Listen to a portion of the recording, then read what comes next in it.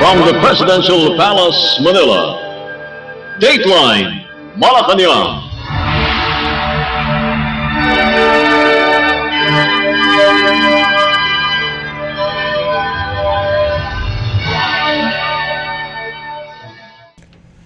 Good day.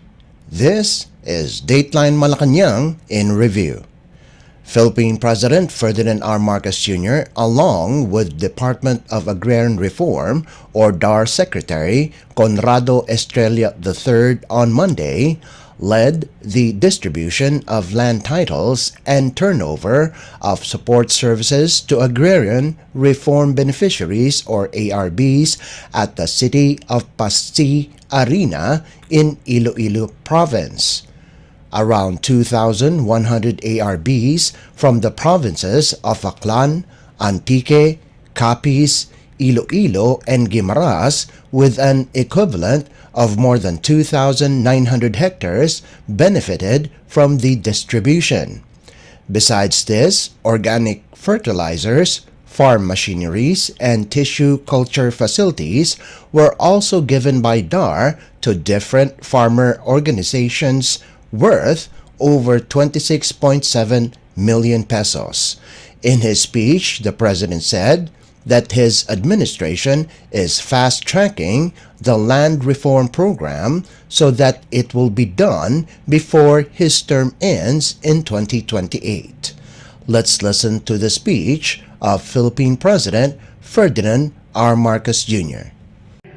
Kami ni Secretary Conrad ay talagang tuwa kami na magawa namin ito dahil hindi nyo na itatanong, baka maalala ninyo na ang Land Reform Program ay sinimulan ng aming mga ninuno, ang aking ama at ang kanyang lolo na siya rin naging Agrarian Reform, Secretary for Agrarian Reform.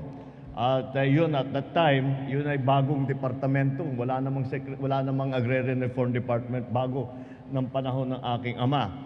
Ang unang batas na ginawa ng aking ama ay ang Agrarian Reform. Dahil sa buong buhay niya, yun ang lagi niyang sinasabi na hindi tama na ang ating mga magsasaka na pinaghihirapan at nagtatrabaho na taon-taon na wala naman silang lupa. Kaya ang Agrarian Reform ay naging priority ng administrasyon ng Marcos. At ngayon, na may administrasyong Marcos ulit, naging priority ulit ang Agrarian Reform beneficiaries at ang pagbigay ng mga titulo at ng tulong at suporta. Alam niyo po, ang Agrarian Reform, hindi lamang po yan dahil hindi lamang pagbibigay ng titulo. Meron din kasama dyan sa Agrarian Reform Program yung tinatawag na support. So, hindi lamang yung pagbigay ng titulo, hindi lang pagbigay ng CLOA, kung hindi ang pagbigay ng kagaya ng nakikita natin sa labas, yung mga farm machineries, yung mga iba't ibang gamit upang pagandahin ang ani ng ating mga magsasaka. Kaya naman po, hindi siguro naming akalain na abutin ng ganito katagal. Ngunit, umabot na nga ng ganitong katagal, kaya naman kami ay minamadali namin at ginagawa namin ang lahat upang ang Land Reform Program ay matapos sa administrasyon ko at lahat ng may hawak na CLOA, lahat ng may hawak na dapat a beneficiary, na nakalista as beneficiary, ay mabigyan ng titulo at mabigyan ng suporta ng ating Agrarian Reform, ang Agrarian Reform Department at saka ang Department of Agriculture. Lahat na po ng iba't ibang departamento ay pinagsama-sama natin para tulungan ang ating Agrarian Reform beneficiaries. Kaya kami, tuwan-tuwa kami pagpunta namin dito na marami na kaming nagawa, marami na kaming nabigyan ng titulo at patuloy ang proseso sa pagbigay na para sa ating mga farmer, para pagbigay ng suporta sa ating mga farmer, hindi lamang dito sa Region 6, kung sa buong Pilipinas. Dahil nga naman, kailangan natin kilalanin na kailangan natin hindi natin makakalimutan na lahat naman kayo ay pinaghihirapan talaga ninyo ang maging pagsasaka, pag-aalaga sa inyong mga lupa para sa pagpakain ng buong Pilipinas. The distribution of more than 2,900 hectares of land to more than 2,000 beneficiaries here in Western Visayas today is in the pursuit of agrarian reform in our country. In the same manner, ito nga yung aking sinasabi, ang pag-deliver ng mga fertilizer, ng mga makinarya, mga facilities ay makakatulong upang makamtan natin ang ating hinahanap at ang ating pinapangarap na magandang kinabukasan para sa ating mga magsasaka, para sa ating mga sinasaka, at para sa mga susunod na henerasyon. With the distribution of these titles in Western Visayas in other areas, we are set to exceed our nationwide target for land distribution for the year 2023. So, para sa akin, ito na ang pinakamagandang Christmas gift para sa ating lahat.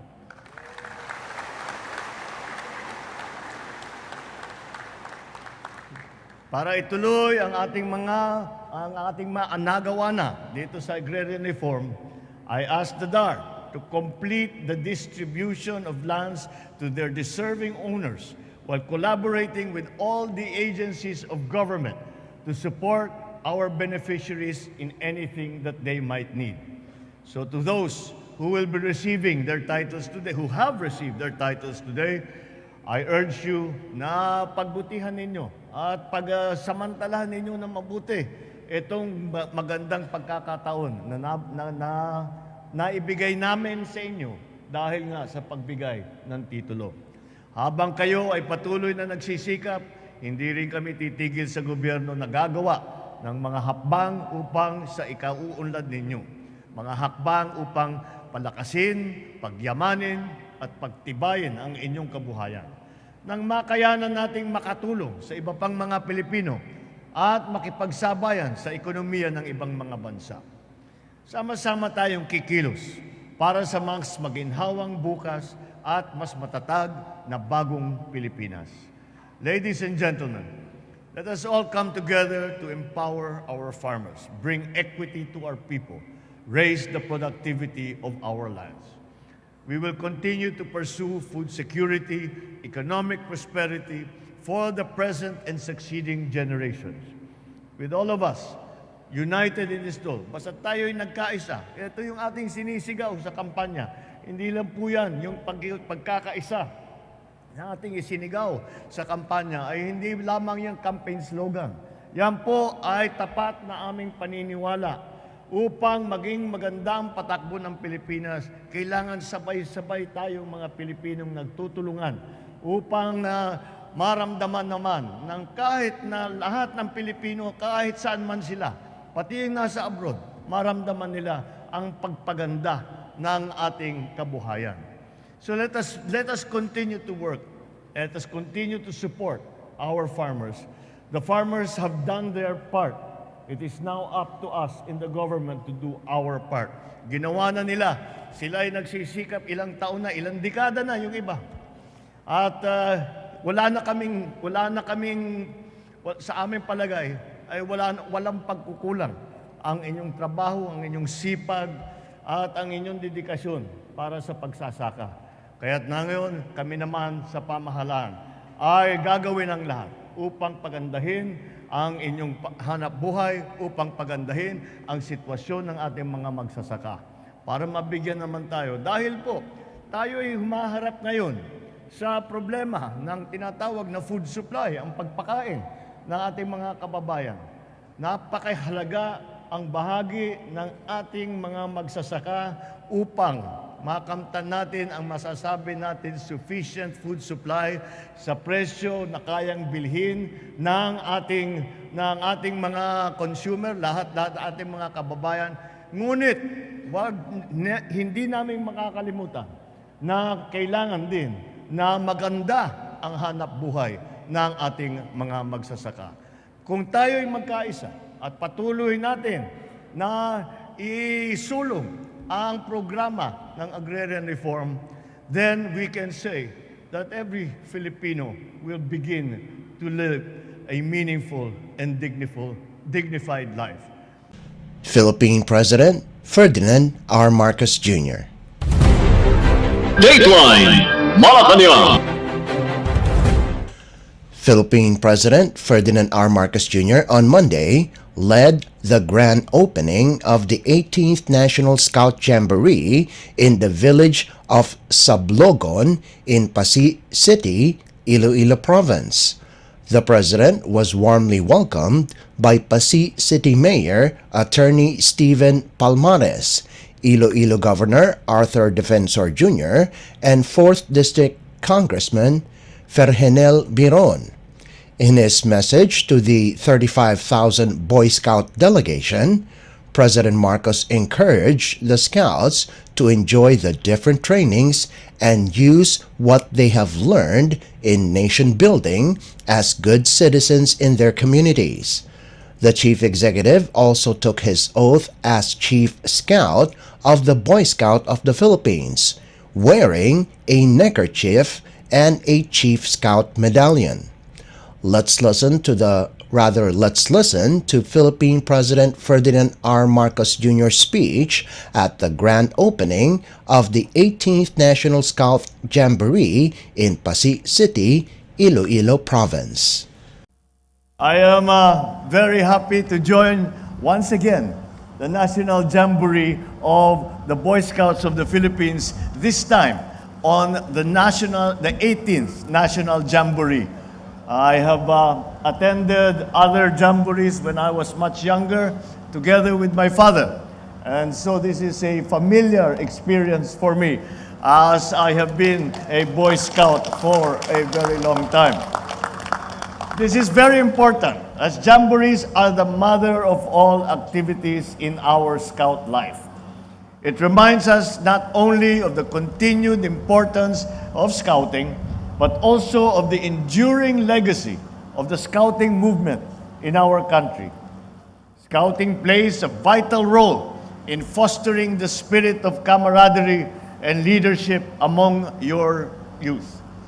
With its unique blend of education, adventure, fun, Scouting continues to inspire our young people to become active and productive members of society. Each of you here is called upon to help shape our future and create a better and more sustainable world. To our beloved Scouts, remember that you are here also to have fun and to have an adventure, but to learn also about the more positive agents of change of which you can be part of. Make your bodies strong and healthy. Keep your minds keen and ever conscious. Stand your ground, embody the Scout law, and heed the call of duty to God and country. These qualities will make you a good Scout. A good Scout makes a good citizen and a good contributor to our goal of building a bagong Pilipinas. So it is with great national pride that I now open the 18th National Scout Jamboree. Godspeed! Mabuhay ang Boy Scouts ng Pilipinas! Mabuhay ang bagong Pilipinas! Philippine President Ferdinand R. Marcos Jr. Dateline Malacañang. Philippine President Ferdinand R. Marcos Jr. on Tuesday said that the 31st deadline of the Consolidation of Public Utility Vehicles, or PUV operators and drivers, stays. Following his meeting with transport officials, the President posted on his X account saying that the deadline will not be extended and that the minority should not delay the majority who agreed on the PUV Modernization Program, or PUV-MP. The chief executive noted that to date, around 70% of all operators have already committed to and consolidated under the PUV-MP. President Marcos said the consolidation of PUVs would push through for the benefit of the country amid plans to modernize the public transport system. Under the PUVMP, operators and drivers will be organized into cooperatives or corporations to ensure the efficiency of its operations with an upgraded fleet of low-carbon emission, safe, and efficient PUV units. In November, transport groups, pagkakaisa ng mga samahan ng tsuper at operator nationwide or PISTON and Malayang Alyansa ng bus employees at laborers para sa karapatan sa paggawa or manibela had separate transport strikes to protest the consolidation deadline and other aspects of the PUVMP. The Land Transportation, Franchising and Regulatory Board, or LTFRB, engaged the two transport groups in a dialogue that resulted in waiving penalties for PUV drivers and operators, extending the validity of a franchise to another 5 years, and changing or removing some provisions in the Omnibus Franchising Guidelines under the PUVMP. The LTFRB and the Department of Transportation, however, are adamant on the consolidation deadline as it is non-negotiable. In response, Piston led another transport strike on the 14th and 15th of December as it continued to call for the scrapping of the December 31st deadline and the complete removal of the mandatory franchise consolidation and the entire PUVMP. Dateline Malacañang. Philippine President Ferdinand R. Marcos Jr. on Tuesday officiated the oath of office to the newly elected National Executive Board and regional presidents of the Lady Local Legislators League of the Philippines Incorporated, or 4L Philippines, in a ceremony at the President's Hall in Malacañang Palace. The 4L Philippines, an all-women organization, is composed of incumbent officials from the local government units or LGUs across the country. The organization aims to promote responsive and effective legislative measures in all localities, anchored in a mutual passion for a just, peaceful, and humane society. In his speech, the President said that it is crucial to create a conducive and nurturing environment for women. President Marcos hopes to see more women in key leadership positions in the country, as he assured that this administration remains steadfast in implementing the Magna Carta of women at all levels of government. Let's listen to the speech of Philippine President Ferdinand R. Marcos Jr. Ladies, first of all, welcome to Malacañang Palace, and I am very, very happy to be here to preside over this oath-taking ceremony of the newly elected National Executive Board and Regional Presidents of the Lady Local Legislators League of the Philippines, or 4L Philippines. I congratulate all the new officials that will lead our efforts once again to champion and protect the rights and the welfare of women, of children, and of families. Women leaders play an indispensable role in the vital task of nation building. These roles are enshrined not only in the Constitution, but also in the legislation passed by Congress. And perhaps even more importantly, these roles are very much part of Philippine culture. I always explain to my friends from different countries that you might think that the Philippines is a macho society. The truth of the matter is we are a matriarchal society, and the yung mga lalaki lang yung maiingay at saka lagi naghaharap. But the ones that are really always steady in the work of supporting our families, our communities, our children, nandyan lagi ang ating mga kababaihan. And they form the bedrock. That's why I don't know if you have heard this story before. I remember very well. Late mga 70s, 80s, I was with my mother in the United States. And yun ang, that was the height of the beginnings of the feminist movement. And my mother was asked, and he said, Madam First Lady, Imelda Marcos, what does the Philippines think of the feminist movement and the equality between the sexes? And my mother said, well, you know, I have to say that if you make me equal with men in the Philippines, it's a demotion. Because we are already put up on a pedestal. We are already the ones that run the show. And it's very funny to relate and to remember, but it's really true. That's really the very best, that we really are very much in that cultural mode. Vice Gov Cecil will attest to that. For example, in Ilocos, kami yung mga di ba? Kami yung mga Ilocano, kami yung mga supposed to be the matatapang the stoic types, etc., etc. But in the Ilocano tradition, for example, when I was governor there, pag nagbabayad kami ng sahod, hindi namin binibigay sa empleyadong lalaki. Binibigay namin sa asawa. And yung asawa ang magbibigay ng allowance doon sa lalaki. Kaya ganun talaga eh.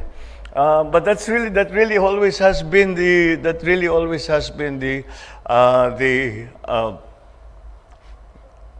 tradition and the cultural bent that has been part of the Filipino tradition. And although maybe I would not go as far as to say what my good friend once said. He reminded us of the saying that behind every great man, there is an even greater woman. Sabi niya, well, if that is the logic, the more great women behind the man, the better, di ba? Sabi ko, hindi yan siguro applicable dito sa Pilipinas. But of course, that really is the very important place that women play in our society, and it is sometimes that is why it was very easy for us when the issues of gender equality, the issues of all of these. Now that perhaps in the newer civilizations they are only starting to discover, we immediately scored very, very high in terms of that, simply because that has always been part of Filipino culture. And that is why we count very much. See, Vice Gov says will attest to this.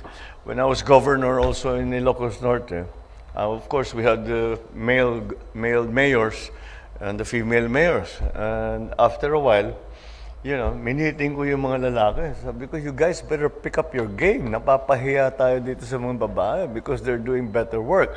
And there's very much a point to that. And that's why it is very, very, when the issues, like I said, of gender equality came up, napakadali para sa Pilipino na maunawaan yun. Dahil we all hold our mothers, our sisters, our grandmothers, our aunts in high regard. In the sense that we basically are formed by the women in our culture. And that applies to government as well. in terms of government and the parts and the roles that you play, that is still very much the case. And we are still the megaphone, the noisy ones. Kami nagpapasikat na nag-iingay. But the steady work is very much done by the women in the background. And that I think is something that I don't know any Filipino who will contradict me in those terms. So I have great hopes as officers and members of the 4L Philippines that you will continue to work for the passage of, in our work, local legislative measures that aim to improve the lives of our people, especially the vulnerable. Let's embrace your commitment to conduct fair and gender-responsive programs in your respective localities. We can broaden the growth opportunities and enhance the role of women in our society. So, most importantly, create a conducive and nurturing environment for women and for girls to participate freely and equally in our political, social, and economic spheres. Baka dito lang tayo nagkakakulang, giving opportunities to young girls, to women, and not somehow exclude women from, and girls especially, as they grow up, exclude them from certain sectors of our economy, certain sectors of our society. However, that's changing very much, and I think that the Philippines is doing a good job with that. Because of, again, the recognition by Filipinos that we have a supreme asset in our ladies, that our Filipino, the girls, the young girls, the women who have been working very, very hard for our society, all throughout our national history. So moving forward, I hope to see more women in key leadership positions in the country. Be assured that this administration remains steadfast in implementing the Magna Carta of women at all levels of government. In line with this, I encourage all of you to work with us in closing the country's gender parity to improve our ranking in the Global Gender Gap Index of the World Economic Forum. We have, in fact, already achieved much in this area. In 2023, the Philippines attained a rating of 79.1% in gender parity, which ranked 16th amongst 146 countries globally. Yes, applaud yourself. That has been your achievement. Well, this distinction is something that we, and especially women, should be proud of. There remains great deal to be done to achieve our goal of gender parity. So let us aim to eradicate prejudice and discrimination against women in every facet of our society, so we can build a bagong Pilipinas that empowers women to be the best that they can be. Philippine President Ferdinand R. Marcos Jr. Dateline Malacañang. The Philippines Department of Science and Technology, or DOST, on Tuesday said that at least 65 provinces, or 77% of the total provinces in the country, are forecast to experience drought by the end of May 2024 due to a strong El Nino. In a Palace press briefing, DOST Secretary Renato Solidum Jr. said around 6 provinces or 7% of the total provinces nationwide may experience a dry spell. Secretary Solidum noted that dry spell would be felt in North Luzon and Northern Extreme Luzon, while dry conditions would prevail in some parts of Mindanao. A dry spell is defined as 3 consecutive months of below normal rainfall condition, while a dry condition is defined as 2 consecutive months of below normal rainfall condition, both 21 to 60% reduction from average rainfall. Drought is 3 consecutive months of way below normal rainfall condition or 60% reduction from average rainfall. Solodum said the effects of El Nino are currently felt and have been experienced in some areas in the country, noting the reduction of rainfall up to 80%, which led to dry conditions or dry spells. DOST Pag-asa issued last December 6, 2023, El Nino Advisory Number 6, which states that a strong El Nino is present in the tropical Pacific, and this has further intensified, nearing its peak in the coming months, as the sea surface temperature anomalies have reached more than 1.5 degrees centigrade.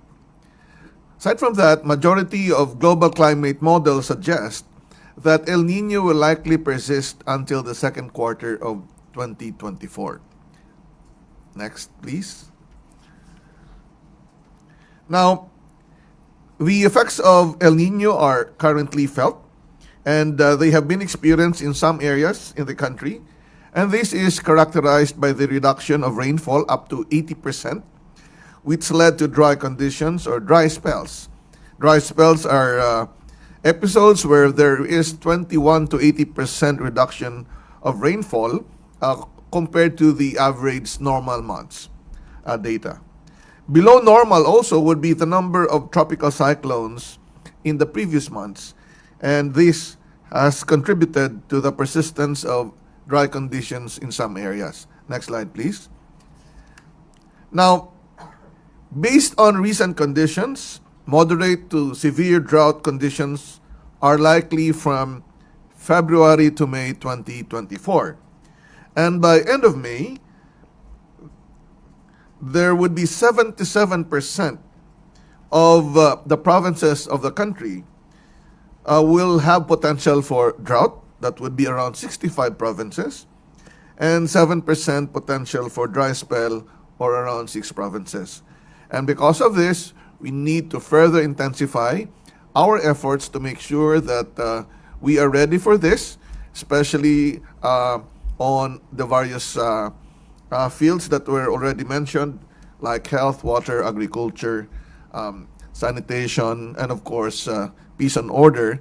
And we also need to involve everyone in this effort. Department of Science and Technology Secretary Renato Solidum Jr. Dateline Malacañang. Philippine President Ferdinand R. Marcos Jr. emphasized the importance of additional equipments for the maintenance of 257 national irrigation systems and 10,144 communal irrigation systems nationwide. This as the President witnessed on Wednesday the turnover ceremony of the 141 quality excavators procured by the National Irrigation Administration or NIA. In his speech, President Marcos emphasized the importance of additional equipments for the maintenance of 257 national irrigation systems and 10,144 communal irrigation systems nationwide. The chief executive also called on NIA to construct a water distribution facility and prepare for the impact of the El Nino phenomenon on the agricultural sector. Let's listen to the speech of Philippine President Ferdinand R. Marcos Jr. I am very happy to be able to be here with you as we distribute and turn over the 141 excavators procured by the NIA to be distributed in Luzon, Visayas, and Mindanao. It reflects our continuing commitment to develop and utilize our land to the fullest, a commitment that we embrace and that we take very seriously. To ensure the productive, efficient use of our agricultural lands, It is imperative that we continue restoring and maintaining our irrigation systems. Alam naman po natin na pag ang pinag-uusapan ay ang pagsasaka, ay ang pinakamahalaga ay ang patubig. Susunod na dyan ang mga ayuda, susunod na yung mga processing. Ngunit kung walang produksyon, lahat yan ay hindi natin magagamit. Lahat ng mga nating hinahanda para dalhin ang produkto sa merkado. Kaya ito na muna, inuuna natin ang production at alam natin ang pinakamahalagang bahagi na para pagandahin ang ating ani ay ang mas magandang patubig. Galing lang kami sa Lubao, sa Nueva Ecija, kung saan kami nag-inaugurate naman ng isang dam. At ganun din, para talagang maganda ang magiging ani ng ating mga farmer. Ngayon, dito naman, ito ay para sa ating mga Irrigators Association upang sila ay kaya nilang ayusin, hihiramin ng mga cooperative sa ating mga regional offices ito. At itong mga makinaryang ito ay gagamitin para pag-maintain doon sa ating mga facilities, doon sa ating mga irrigation facilities, paglinis ng siltation, at kung minsan gagawa sila ng bagong irrigation na kanal, at ulit para mas maganda ang magiging patubig. At marami kaming napuntahan na sa palagay namin, kahit na 2 plantings lang yung iba, kung talagang pagandahin natin ang patubig, baka makapag 3 plantings. Kaya yun, immediately 30% increase yan ng production. Kaya ito talaga ang inuuna namin. Napakaganda nga na simula natin. Simula pa lang po ito. At dadagdagan pa po natin ito upang may kakayahan ang ating mga irrigators associations, ang ating mga sanghera, lahat ng mga irrigation cooperative na namamahala sa patubig ng ating mga sinasakahan. Kaya it is a very important day. It's a very important beginning. But let us remember that it is just the beginning. So I recognize, as I said, our partners from BBLM, Unistar Inc., and Zoom Lion for delivering this modern and quality machinery in a timely fashion. These excavators will be instrumental in maintaining the 257 national irrigation systems and 10,144 communal irrigation systems nationwide. As we receive these units today, I enjoin everyone at NIA to continue your collaboration with all the agencies of government. I call on you to work closely with the DBM to secure the funding for the acquisition of the needed additional machinery to further improve the country's irrigation system. Moving forward, I urge the National Irrigation Authority to maximize the full potentials of this equipment to assist our farmers so that their yields and their incomes will increase and sufficient and affordable food will continue to be readily available for our people. This has become a particularly urgent subject in the face of what is being forecast as an El Nino season, at least for the first quarter of 2024. Kaya't lahat po ng aming kayang gawin bago pa maubos ang ating mga water supply ay ginagawa na namin upang pagka tumagal pa ang El Nino ay meron tayo, nakahanda naman tayo na kahit papano meron tayong patubig, meron tayong tubig para sa mga malalaking lungsod, meron tayong patubig para sa industriya, at lalong-lalo na ang pinakamalaga sa lahat niyan ay ang patubig para sa agrikultura. And so I call on the Department of Agriculture, the NIA, to assess the farmers' needs, to accelerate the construction of irrigation facilities from existing water sources. We must be prepared to address the effects of El Nino. We have included in this effort the Department of National Defense, the DNR, and the Department of Agriculture para pag-aralan lahat ng ating kayang gawin upang mapaghandaan ang mga magiging hamon pagdating nga ng tagtuyot. So we have to think even in terms of cloud seeding, rainmaking, to ensure continuous supply of water to our farmlands. So that is going to be an important part of this effort, because we have the first priority when we hear that there is a drought coming is to ensure our food supply. And to ensure our food supply, our irrigation systems must be functional. Rest assured, we will continue to explore all the possibilities for the continuous distribution of water to ensure that our lands remain fertile and productive. Let us continue to unite and work together. Let us develop, modernize, and improve our agriculture sector so we can achieve a food secure and prosperous future for all Filipinos. Philippine President Ferdinand R. Marcos Jr. Dateline Malacañang.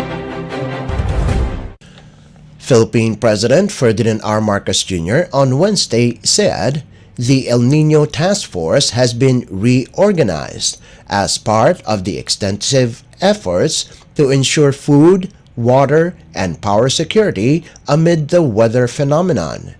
In a media interview on the sidelines of an event in Lupao, Nueva Ecija Province, the president said that everyone needs to be involved in order to minimize the effects of the El Nino and learn to adapt to climate change. The El Nino Task Force was reconstituted in May this year in response to President Marcos's call for a whole-of-government and whole-of-nation approach to prepare for the possible impact of El Nino. In a palace briefing on Tuesday, Science and Technology Secretary Renato Solidum said around 65 provinces are expected to experience drought, while 6 provinces may experience dry spell by the end of May because of a strong El Nino. Let's listen to the media interview of Philippine President Ferdinand R. Marcos Jr. And flood control projects that we will also use as irrigation projects. So these are on the side of the irrigation, number one, because it's all about water. Tubig ang pinag-uusapan dito. Kaya tinitiyak natin na yung mga magsasaka unang-una para meron tayong food supply na maganda at mapatuloy ang pag-increase ng production natin ng nating agricultural products. At the same time, the Department of Agriculture also is now looking into how to improve the yields for our farmers by using new varieties, developing new hybrids, and maybe we can learn some new techniques where we can save water. Meron mga technology na bawas na yung tubig, mga 6 inches na lang ng tubig, pwede na magtanim ng palay. So baka bumagay yan dito sa Pilipinas. So these are the kinds of things that we have to do. We have to think about energy. Because as we all know, when the water levels in our dams go down, the energy becomes a scarce resource, and we have to be more efficient in the distribution of our whatever power that we generate. Kailangan maganda ang ating distribution kasi maraming savings yan kung maganda ang pag-transmit. Doon talaga pumupunta talaga doon sa nangangailangan at nawalang power at hindi doon sa mga may surplus areas. So that's why even sa energy, we are also accelerating the transmission lines, the putting up of the transmission lines, so that we have a better system, a more extensive system for that. Water is the same thing. We have to be very logical and rational the way we distribute the water and to be able to determine which areas really need the water most. So yun ang unahin natin, and then we go down the line and see kung saan padadalhin. And the hospitals, I mentioned the hospitals also in my remarks. Isa pa yun, because pag tag-araw, alam naman natin, lalo na yung mga may edad na, nahihirapan sa init, ganyan. So we will have to make sure that the hospitals are operating well. Meron na nga tayong bumabalik, kaya ako nakamask dahil na-COVID ako, bumabalik yung COVID, tumataas yung pneumonia, lahat ng mga ganyan. We have to keep in mind the healthcare system has to be made ready. It's ready so long as they are able to. They have sufficient power supply and they have sufficient water supply. So, which is exactly the problem that we are facing pagka El Nino. So that is one of the few things, and we will embark upon an informational campaign to make people understand what the situation is, what they can do to themselves in each household, in the farms, in industry, what they can do to help us save water. Na mag-ingat tayo sa kung ano yung tubig na meron tayo, and to try yung mga rainwater dapat ipunin natin para hindi naman masayang lang. Dapat pag nakikita natin na umuulan at nakita natin pumapasok lang yung tubig sa dagat, dapat wag natin pababayaan ganon. We have to always take as much as we can. So we have created, I have created under the Office of the President a Task Force El Nino. There already exists one, pero babaguhin natin ang structure so that, because this is I think a more serious and a more extensive effort, because we really have to get everybody involved to be able to prepare to make sure that we can minimize, alleviate, and adapt to climate change. And that's what this El Nino is all about. Philippine President Ferdinand R. Marcos Jr. Dateline Malacañang. Philippine President Ferdinand R. Marcos Jr. on Thursday approved a number of projects that cover the infrastructure, economy, and health sectors of the country as he presided over the 12th National Economic and Development Authority, or NEDA, board meeting at the State Dining Room in Malacañang Palace. In a palace briefing, Socio-Economic Planning Secretary and NEDA Director General Arsenio Balisacan said, Dalton Pass East Alignment Road Project of the Department of Public Works and Highways, or DPWH, was among those approved during the meeting. Balisacan said the project is a 23-kilometer, 4-lane alternative road to bypass the existing Dalton Pass in central Luzon, particularly during road closures due to calamities. It will connect Tayabo Town in San Jose, Nueva Ecija Province to Aritao, Nueva Vizcaya Province, and vice versa. Also confirmed by the NEDA board is the DPWH's second phase of the Master Plan on High Standard Highway, or HSH network development, which aims to provide a higher quality HSH network for faster, safer, more comfortable, more reliable, and environmentally friendly road transport. Balisacan said the master plan, which identifies around 53 Class 1 projects, would support the goals of rapid, inclusive, and sustained economic growth in the country. Also approved were the Department of Trade and Industry, or DTI's temporary extension of tariff rates on certain commodities under Executive Order, or EO number 10 series of 2022, such as pork, corn, and rice imports until December 31st of 2024, and the 8-point action agenda of the Department of Health's medium-term strategy for the health sector from 2023 to 2028. Dateline Malacañang. Philippine President Ferdinand R. Marcos Jr. on Friday led the inauguration of the Poblacion Water Treatment Plant or WTP in an unveiling ceremony at the village of Poblacion, Muntinlupa City. The Poblacion Water Treatment Plant or WTP is a state-of-the-art membrane-based water treatment facility boasting a maximum design capacity of 150 million liters per day. In his speech, the president said that the country should be minimally ready for the forthcoming drought, as forecasted by the Philippine Atmospheric Geophysical and Astronomical Services Administration or PAGASA, and that the people have the right to the availability of clean and fresh water. Let's listen to the speech of Philippine President Ferdinand R. Marcos Jr.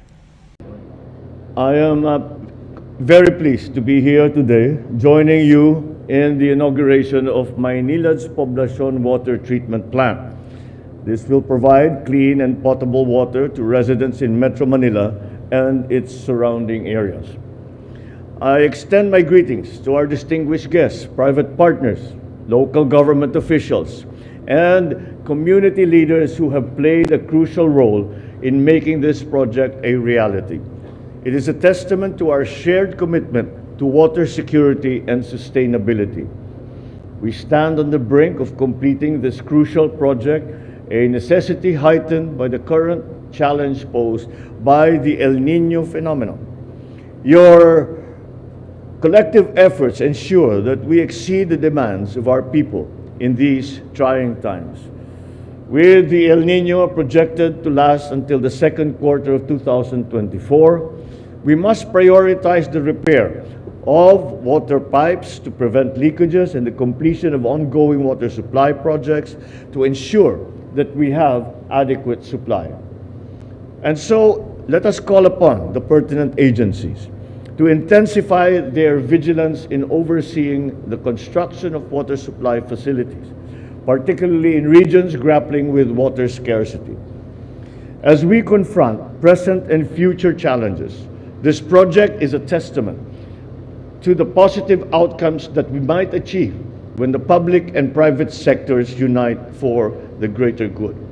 I invite the private sector once more to further explore opportunities to collaborate with government in addressing our water supply challenges. Let us continue to work together so that we can provide our people with the best quality services that they truly deserve. Water, although we refer to water, the supply of water, as a service, and I am of the view that it is in fact a right of our people to be able to expect their government to put systems into place so that water is available to all households, to industry, to agriculture. These are the main uses of water that we have, and so that we still must continue to develop all our capabilities. The focus is sharpened with the onset, with the forecasted onset of El Niño, which at the very least will be with us over the first quarter of next year. And unfortunately, the latest forecast show that there is a distinct possibility that it will last until the second quarter of next year. And therefore, we must prepare. We must prepare and learn some of the and apply some of the lessons that we have learned during the pandemic when it came to supply of agricultural products, of food, of the efficiencies of the supply chain. All of this will be affected if our water resources are inadequate. And that is why we have now begun in government a very accelerated effort to prepare for that. We, for all intents and purposes, we have a good buffer until maybe the end of the first quarter. Now, what we need to do is to prepare a further capacity so that should the El Niño extend to the second quarter of next year, we are still, at the very least, able to supply potable water, especially in the urban areas. We are able to supply our agriculture. We are able to supply our industry. And one of the elements that we sometimes do not think about, we think about those major uses of water. We also have to be thinking about our hospitals. Hospitals cannot operate without water. And with the onset of a drought, that will become more and more important as it goes on. And so these are the issues that are confronting us now. But with projects such as these and the further following projects, I was looking at the brief. There is another one here in Mandaluyong, and I think there's 3 more in Cavite. And that is all to the good. And we have to get those facilities built and operating so that we can consider ourselves at least minimally ready for the arrival of the drought that will be coming next year. Now, I do not mean to frighten anyone off, but it is a serious problem. But we are familiar with the capabilities of both private sector and public sector. Put us together, and there's much that we can do. And let us do that so that we have done our duty to the people and continue to provide, as I said, what I consider their right to availability of clean, fresh water. So sa bagong Pilipinas na sinisikap natin na itaguyod ngayon, hiling ko ang pagkikilahok ng bawat isa upang mapatibay ang ating mga infrastruktura at mapabuti ang kalagayan ng ating mga mamamayan. Philippine President Ferdinand R. Marcos Jr. Dateline Malacañang. And finally, Philippine President Ferdinand R. Marcos Jr. on Friday is off for Tokyo in Japan to participate in the Association of Southeast Asian Nations or ASEAN-Japan Commemorative Summit, which runs from the 16th to the 18th of December. With the theme Golden Friendships, Golden Opportunities, the summit will conclude the year marking the 50th anniversary of ASEAN-Japan relations. Aside from the summit, the president is expected to meet with Japanese business leaders to affirm the partnership between the two nations. In a pre-departure briefing on Tuesday, Department of Foreign Affairs or DFA Office of ASEAN Affairs Assistant Secretary Daniel Espiritu said that one of the objectives of the summit is to announce Japan as a comprehensive strategic partner of ASEAN. President Marcos's first engagement in Japan will be during the dinner hosted by Japanese Prime Minister Fumio Kishida, which will be held at the State Guest House. The summit's penultimate day will be on the 17th, wherein the leaders will discuss issues that have a bearing on ASEAN. Its participation in ASEAN has covered not only political security matters such as defense and transnational crime and mutual legal assistance, but also mutual economic activities, which all helped in community building in ASEAN, and also socio-cultural and people-to-people activities. It's a whole gamut of relations, and they were able to sustain and develop it through the years, such that this year they were declared comprehensive strategic partner of ASEAN. And one of the objectives of this summit is exactly to announce the comeuppance of Japan as a comprehensive strategic partner of ASEAN, a thing that was already confirmed during the last summit of ASEAN in Jakarta. Now, on the night of the 16th will be the first real ASEAN engagement of the president, and that will be the dinner hosted by Prime Minister Kishida at the State Guest House or the Akasaka Palace.